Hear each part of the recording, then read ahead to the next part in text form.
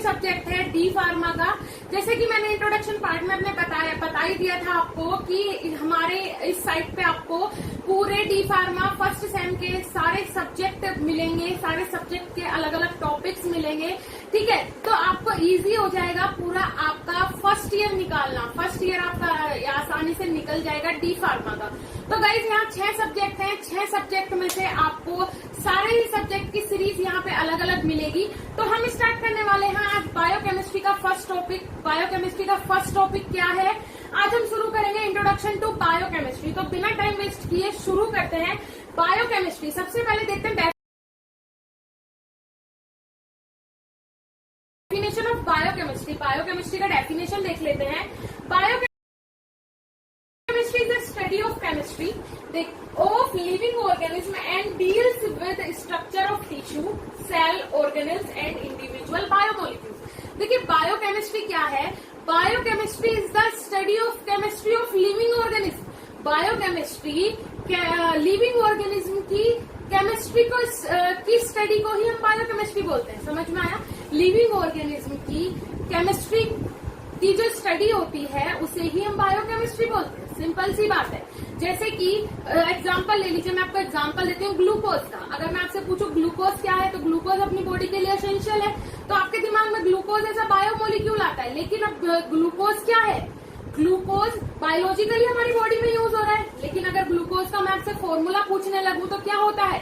C6H12O6। अब किसी भी चीज का फॉर्मूला या आयुपैक नेम अगर आपसे पूछने लगे कोई, तो वो सीधा किसमें पहुंचा देता है? आपको केमिस्ट्री में पहुंचा देता है। तो दोनों चीजें एक साथ कोरिलेट होंगी, तो ये दोनों चीजें एक साथ कोरिलेट होकर क्या बनाती है? बायोकेमिस्ट्री बनाती है, जो मोस्ट इम्पोर्टेंट है एंड मोस्ट एसेंशियल है एक लिविंग ऑर्गेनिज्म के लिए। ओके, चलिए आगे देखते हैं। जैसे कि and deals with structure of tissue. Biochemistry के अंदर स्ट्रक्चर ऑफ टिश्यू के स्ट्रक्चर को हम देखते हैं। सेल, पूरा सेल देखेंगे, ऑर्गेनल्स, जितने भी ऑर्गेनल्स ऑर्गन सिस्टम में प्रेजेंट होते हैं, इंडिविजुअल बायोमोलिक्यूल्स और अलग अलग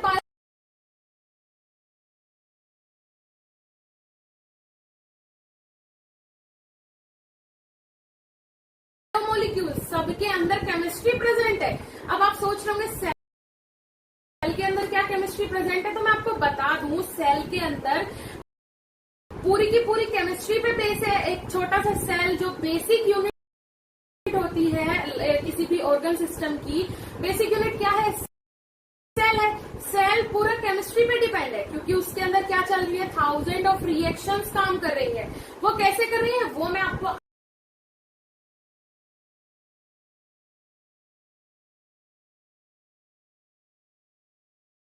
आगे समझाऊंगी। देखिए सबसे पहले हमें पढ़ना पड़ेगा उसके लिए सेल के बारे में नहीं पता होगा तो कैसे बायोकेमिस्ट्री हम पढ़ पाएंगे, बायोकेमिस्ट्री पे काम कर पाएंगे। तो the cell is a basic living structural and functional unit of living organism. बचपन से आप पढ़ते आ रहे हैं, 8, 9, 10 में भी पढ़ा है cell is a basic living structural and functional unit of organ system. क्या है? किसी भी ऑर्गन सिस्टम का जो ओरिजिन है, ओरिजिन मतलब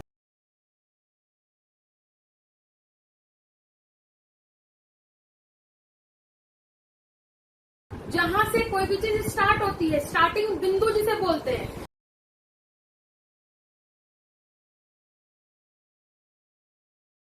जहां से कोई भी चीज शुरू हुई हो, तो किसी भी ऑर्गन सिस्टम का जो स्टार्टिंग पॉइंट है वो क्या होता है? सेल होता है। सेल से ही एक ऑर्गन सिस्टम बनता है। सेल क्या है? बेसिक यूनिट होता है। उसके बाद आ जाता है बायोमोलिक्यूल्स। बायोमोलिक्यूल्स क्या होते हैं? The living cell is compose of few elements like CHO and N that combine to form a great variety of molecule are called biomolecules। अब बायोमोलिक्यूल्स क्या होते हैं? बायोमोलिक्यूल जो लिविंग सेल होती है वो मीन्स बनाई जाती है किस से? आपका दिया हुआ है carbon, hydrogen, oxygen and nitrogen. ये क्या है? 4 मेन इंपॉर्टेंट एलिमेंट है, आपको भी पता है। तो जो कोई भी लिविंग सेल होगी वो इन 4 एलिमेंट से मिलकर बनती है, कार्बन, हाइड्रोजन, नाइट्रोजन और ऑक्सीजन। ओके, उसके बाद दिया है कि ये जो जितने भी सारे बायोमोलिक्यूल्स होते हैं वो सब कंपोज होते हैं किससे, कार्बन, हाइड्रोजन, नाइट्रोजन और ऑक्सीजन से। ये एलिमेंट्स होते हैं एसेंशियल। उसके बाद जैसे कि बायोमोलिक्यूल्स के अंदर जो एग्जांपल दिया, कार्बोहाइड्रेट, ये सारी चीजें क्या होती हैं, बायोमोलिक्यूल्स है और आपकी बॉडी के अंदर एसेंशियल रोल ये प्ले कर रहे हैं। कार्बोहाइड्रेट के बिना क्या लाइफ पॉसिबल है, एक ऑर्गन सिस्टम पॉसिबल है। उसके बाद आता है protein, fat, nucleic acid, lipid. Nucleic acid के बिना क्या आपका जो ऑर्गन सिस्टम है, कोई भी लिविंग थिंग है, वो पॉसिबल है। न्यूक्लिक एसिड एसेंशियल होता है। न्यूक्लिक एसिड मतलब आरएनए और डीएनए जहां पे प्रेजेंट है। उसके बाद आ जाते हैं draw the level diagram of cell. अब आपको ड्रॉ करना है एक डायग्राम सेल का। सेल का डायग्राम मीन्स आपको पता होना चाहिए, क्योंकि बेसिक यूनिट क्या होती है, यहीं से आपको पूरी बायोकेमिस्ट्री समझ में आ जाएगी, सेल से ही। तो सेल देखते हैं, सेल का ये डायग्राम मैंने छोटा सा बनाया है। इसमें इंपॉर्टेंट चीजें मैंने सारी मेंशन की हैं, जैसे कि सबसे इंपॉर्टेंट क्या होता है, न्यूक्लियस कहाँ प्रेजेंट होता है, मिडिल में प्रेजेंट होता है न्यूक्लियस। तो सबसे पहले न्यूक्लियस स्टार्टिंग से शुरू करते हैं। Plasma membrane, that is plasma membrane. Mitochondria, what is mitochondria? Mitochondria is the powerhouse of the cell. Lysosome,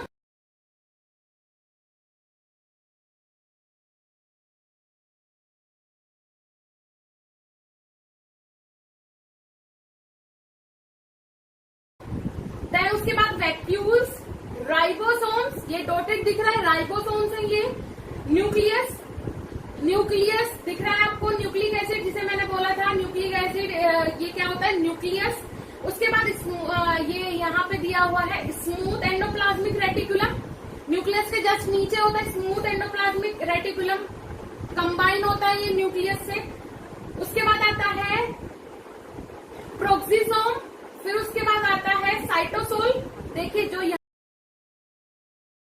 पे लिक्विड फिल होता है ना, इसे बोलते हैं सेल के अंदर जो लिक्विड फिल होता है,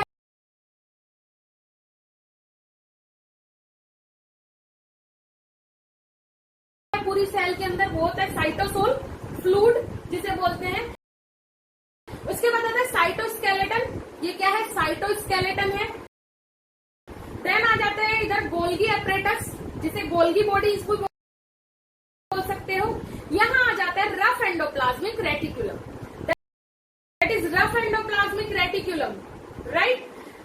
सारे नाम आपको पता चल गए। अब मैं इनके सबके अलग अलग फंक्शन आपको बताऊंगी, न्यूक्लियस किस तरीके से काम करता है, न्यूक्लियस का क्या काम है। देन अगर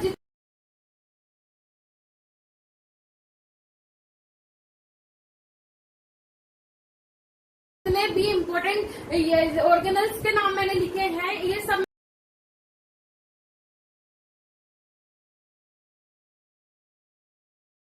आपको बताऊंगी कि इनके अलग अलग फंक्शन क्या है। फर्स्ट है nucleus. Nucleus is the most important part of the cell, बोल सकते हो आप, nucleus is the brain of the cell. Nucleus क्या होता है, ब्रेन होता है एक सेल का। जैसे आप अपनी बॉडी से कंपेयर कर सकते हैं, जैसे आपकी बॉडी में ब्रेन काम करता है, उसी तरीके से सेल के अंदर न्यूक्लियस काम करता है, right. Nucleus it is special and largest part of the cell. It contain nuclear membrane, nucleoplasm and genetic material. Nucleus क्या है, special, it is special and largest part of the cell. मैंने बताया special इसलिए क्योंकि वो एक CPU की तरह, कंप्यूटर का अगर माने तो सीपीयू की तरह काम करता है। आपका ऑर्गन सिस्टम की बात करें तो एज अ ब्रेन काम करता है, और सेल के अंदर क्या है, न्यूक्लियस है। तो इससे आपको आइडिया हो गया होगा। तो ये बहुत ज्यादा स्पेशल होता है सेल के लिए। दूसरी चीज, लार्जेस्ट पार्ट है सेल का। इट कंटेन न्यूक्लियर मेम्ब्रेन, इसके पास एक न्यूक्लियर मेम्ब्रेन होती है, राइट। न्यूक्लियर मेम्ब्रेन प्रेजेंट होते हैं न्यूक्लियस के, जो कवर करके रखती है न्यूक्लियस को। फिर उसके बाद न्यूक्लियोप्लाज्म प्रेजेंट होता है और जेनेटिक मटेरियल, इसके अंदर जेनेटिक मटेरियल मीन आरएनए और डीएनए प्रेजेंट होता है। उसके बाद आ जाता है एंडोप्लाज्मिक रेटिकुलम पे। Endoplasmic reticulum it is a network of membrane continuous with nuclear membrane. देखिए मैंने आपको बताया था जो एंडोप्लाज्मिक रेटिकुलम है वो क्या है, बिल्कुल मिला हुआ है किससे, न्यूक्लियर मेम्ब्रेन से, न्यूक्लियस से अटैच है। तो वही चीज यहाँ पे दी हुई है। It is a network of membrane continuous with nuclear membrane. Nuclear membrane से जो शुरू होता है, it help in synthesis of steroid and protein. देखिए एक इंपॉर्टेंट चीज, जो एंडोप्लाज्मिक रेटिकुलम होता है वो हेल्प करता है किसमें, प्रोटीन की सिंथेसिस में हेल्प करता है, स्टेरॉइड्स के बनने में हेल्प करता है। और किससे अटैच होता है, जस्ट अटैच होता है न्यूक्लियर मेम्ब्रेन से। उसके बाद आ जाते हैं lysosomes. These are membranous vehicles contain powerful digestive enzymes which are capable of breaking down many kind of molecules। देखिए लाइसोसोम ऐसा मान लीजिए, लाइसोसोम के पास एक एंजाइम होता है जो सेल के अंदर जो ऑर्गेनल्स होते हैं, जो वेस्ट मटेरियल होता है, उसे डाइजेस्ट करने में बहुत ज्यादा हेल्पफुल होता है। तो लाइसोसोम आप मान के चलिए dustbin of the cell, cell का डस्टबिन जैसा काम करता है लाइसोसोम। उसके बाद आ जाता है गोल्गी एपरेटस, जिसे आप गोल्गी बॉडीज भी बोल सकते हैं। गोल्गी एपरेटस में it consist of 4 to 8 flattened bags like channel stacked upon each other. It is located new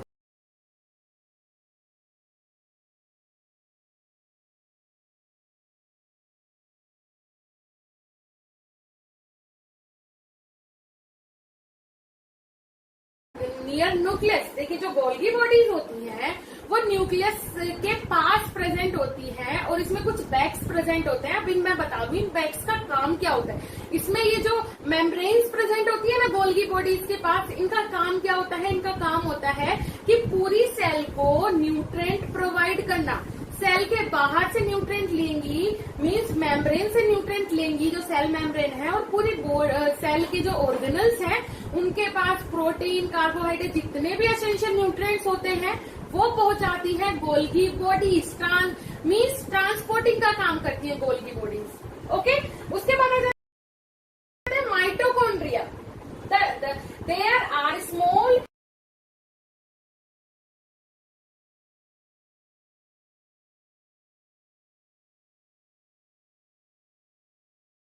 intracellular organelles and are known as powerhouse of the cell। Mitochondria मैंने आपको starting में बोला था, mitochondria is a powerhouse of the cell, site of urea cycle, Krebs cycle. अब मैं आपको बता दूं, देखिए mitochondria powerhouse of the cell है, मीन्स माइटोकॉन्ड्रिया के अंदर एटीपीज प्रेजेंट होती हैं। एटीपी मतलब हमारी बॉडी के अंदर सेल्स के अंदर जो energy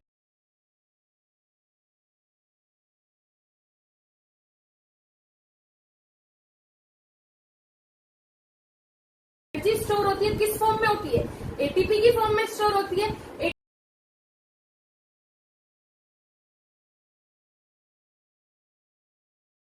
ATP means adenosine triphosphate. Okay, ये चीजें आगे आपके सिलेबस में आएंगी तो मैं जरूर डिफाइन करूंगी। एडिनोसिन ट्राइफॉस्फेट अपनी बॉडी के अंदर सेल्स के अंदर जो एनर्जी स्टोर होती है वो एटीपी की फॉर्म में होती है। Site of urea cycle and Krebs cycle means urea cycle start होती है किससे, माइटोकॉन्ड्रिया से, ये भी आपके सिलेबस में दिया हुआ होगा।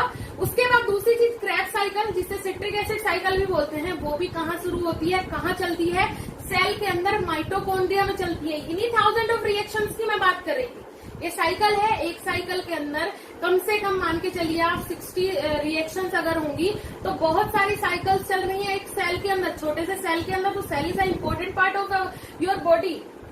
ओके, फिर आते हैं next cell membrane and plasma membrane. Cell membrane की बात कर लेते हैं। It surround the cell sharp, it form other cell and external environment. It composed of protein, phospholipid, carbohydrate. देखिए सेल मेम्ब्रेन का क्या काम है, प्रोटेक्शन, राइट, प्रोटेक्शन का काम करती है। जो सेल मेम्ब्रेन है वो प्रोटेक्शन का काम करती है। आपकी सेल का एक कवर है, वो पूरा कवरिंग सिस्टम है आपकी सेल का, तो प्रोटेक्शन का काम करती है कौन, सेल मेम्ब्रेन। देन आ जाते हैं राइबोसोम्स।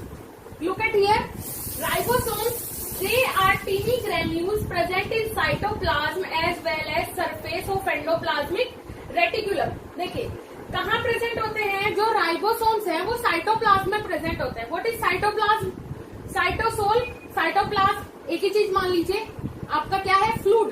तो सेल के साइटोप्लाज्म में प्रेजेंट होते हैं राइबोसोम्स। राइबोसोम का क्या है, सिंथेसिस ऑफ प्रोटीन, प्रोटीन की सिंथेसिस करवाने में हेल्प करते हैं राइबोसोम। ठीक है, हेल्प क्या करते हैं, मतलब साइट है जो प्रोटीन की सिंथेसिस होती है सेल के अंदर, वो कहाँ पे होती है? राइबोसोम्स के अंदर ही होती है। साइट है, राइबोसोम क्या है? साइट है, प्रोटीन सिंथेसिस का साइट है ribosome, right. Ribosome are the main site of protein synthesis. Ribosome क्या है? मेन साइट है प्रोटीन सिंथेसिस की। जो रफ एंडोप्लाज्मिक रेटिकुलम होता है, ये देखिए न्यूक्लियस के जो नीचे ये दिया हुआ है स्मूथ एंडोप्लाज्मिक रेटिकुलम, एक होता है रफ एंडोप्लाज्मिक रेटिकुलम। तो रफ एंडोप्लाज्मिक रेटिकुलम के ऊपर यहाँ पे डॉट डॉट होते हैं पूरे में, जो क्या है? वो राइबोसोम से अटैच होते हैं। रफ एंडोप्लाज्मिक रेटिकुलम के ऊपर राइबोसोम्स अटैच होते हैं। और रफ एंडोप्लाज्मिक रेटिकुलम का वर्क फंक्शन क्या था? प्रोटीन की सिंथेसिस करवाने में हेल्प करना। और राइबोसोम क्या है? वो साइट है जहां पे प्रोटीन की सिंथेसिस होती है। होप सो सेल आपका पूरा क्लियर हो गया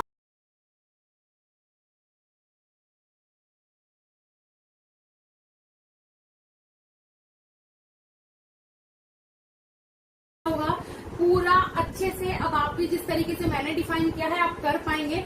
दूसरी चीज गाइस मैं आपको बता दूं, इस वीडियो में आप नोट्स अपने बनाने स्टार्ट कर दीजिए। लेक्चर जो है साथ के साथ आप नोट डाउन कीजिए, उससे ज्यादा अच्छी प्रिपरेशन होती है। अदरवाइज जो स्टूडेंट्स ऐसे हैं जो लास्ट टाइम पे ज्वाइन करते हैं हमारी क्लास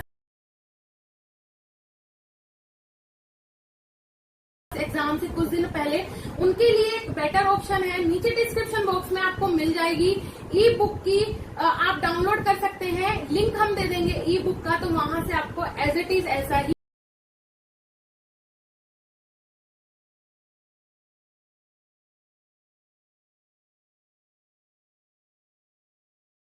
पूरा जो बायोकेमिस्ट्री का पूरा सिलेबस है आपका, उसको पूरे अच्छे से डिफाइन किया गया है। अपनी लैंग्वेज में, सिंपल लैंग्वेज में डिफाइन किया गया है, तो इजी हो जाएगा आपके लिए वहां से सब्जेक्ट को कवर करना। ओके गाइस, मैं तो आपको यही सजेस्ट करूंगी कि आप साथ के साथ नोट्स बनाइए, उससे आपकी भी प्रैक्टिस होगी और आगे जाके आपको बहुत ज्यादा बेनिफिट देने वाले हैं ये नोट्स। और ये चीजें तो हमेशा के लिए आपको काम आने वाली है अगर आप इस फील्ड में आए।